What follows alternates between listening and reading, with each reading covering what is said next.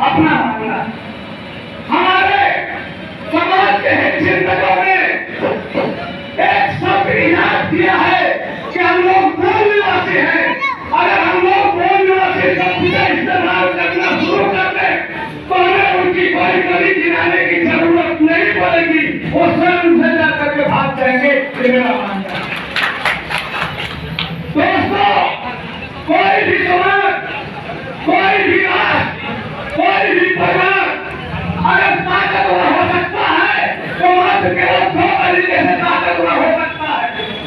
अगर कोई समाज ताकतवर हो सकता है तो मजबूत विचारधारा और एजुकेशन के दम पर आगे हो सकता है।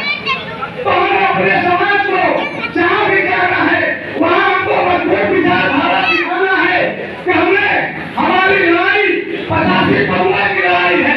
हमारी लड़ाई शोषण, हमारी लड़ाई शोषण और शोषित के बीच में हमारी लड़ाई है।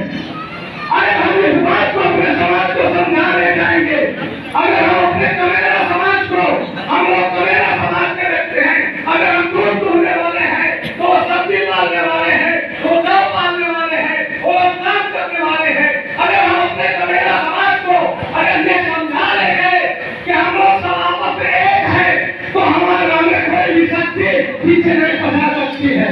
अगर ये विचारधारा अगर हम अपने समाज के बीच में बैठ करके लोगों को बता करके अगर इस विचारधारा का आपने जन्म दे दिया और अगले आने वाली पीढ़ी को आपने पढ़ा दिया, आपने अपने आने वाली पीढ़ी को लिखा दिया और आप इस बात को गलत समझ गए तो हमें कोई भी पराजित नहीं कर सकता है और हमें आगे जाने से कोई रोक नहीं सकता।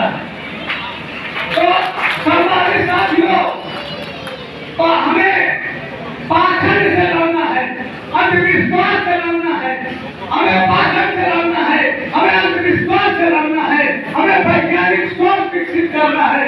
अगर हम वैज्ञानिक सोच विकसित कर ले गए और हम पाखंडवाद को छोड़ दिया, पाखंड जो समाज में चले लगे और पाखंड प्रचलित है उस पाखंड को छोड़ दिया और हम वैज्ञानिक विचारधारा को अपना लिया तो हमें आगे जाने से कोई रोक नहीं सकता है। हम शासक होंगे, प्रशासक होंगे, हमारे आगे वाली पीढ़ियां शासक होंगे, प्रशासक होंगे। हमारे जैसे मार्टिन आस्टिन ने कहा है कि दिमाग किसी का छोटा बड़ा नहीं होता, उसको विकसित करने की जरूरत है।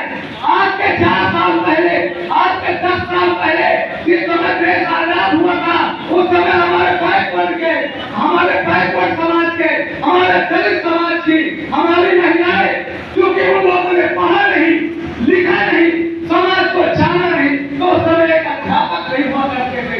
आज हमारे बीच में हमारी माताएं बैठी है, हमारे बहनें बैठी, हमारी बेटियां हैं जो डॉक्टर है, इंजीनियर है, IAS है, PCS है, तो दिमाग सबका बराबर होता है, उसे चला ना करके।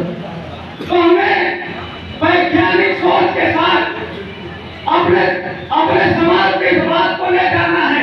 इस कार्यक्रम की सार्थकता तभी होगी कि हम इस कार्यक्रम से कुछ ले करके जाए, हम इस कार्यक्रम से कुछ सोच करके जाए।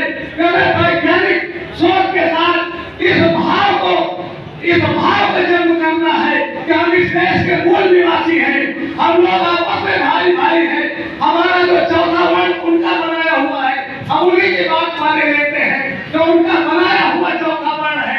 हम उस वर्ण के लोग आपस में भेदभाव छोड़ करके हम सब लोग एक साथ रहेंगे, एक साथ अपनी ताकत का इजहार करेंगे, एक साथ अपनी राजनीतिक ताकत का इस्तेमाल करेंगे तो उनकी ताकत कितनी है वो अपने आप पीछे चले जाएंगे। हमें ज्यादा कुछ कहना नहीं चाहेगा, मैं बहुत कुछ कहना चाहता था पर समय अभाव है, फिर कभी आगे मिलेंगे।